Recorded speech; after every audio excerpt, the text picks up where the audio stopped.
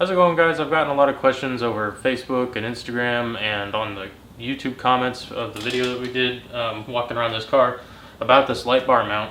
And so I thought I'd just go and show you real quick. It's super easy to make if you have a welder, and it was really cheap. This is probably less than $10 worth of steel. So I'm gonna go ahead and show you quick little details. This will literally only take like a minute.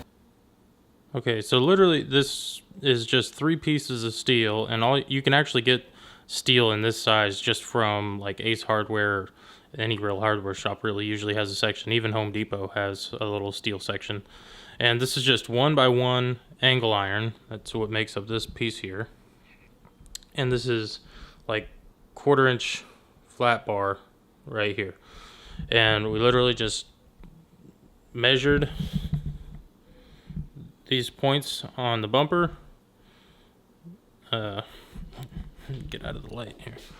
So we literally just measured the width that we needed, cut it, welded the flat bar to it, and I'll go ahead and pop the hood and show you how it's bolted into the bumper.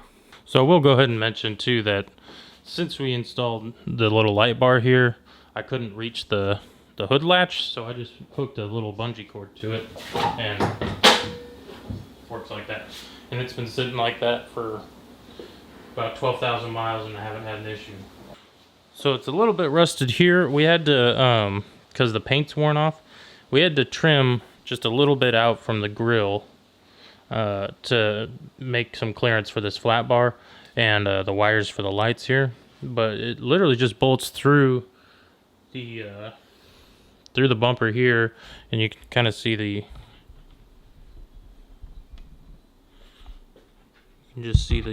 impact support right there. It bolts through there, and it's almost going to be impossible to show you, but I think I might have got some pictures I can try and put in here. Sorry for the shakiness a little bit here, but so the bolt, or the nut for this bolt, is just on the other side of the impact support here. You can reach under, and the bolt's just right there.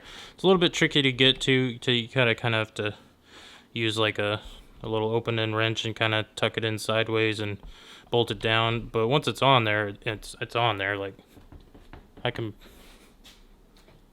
move the whole car with it. So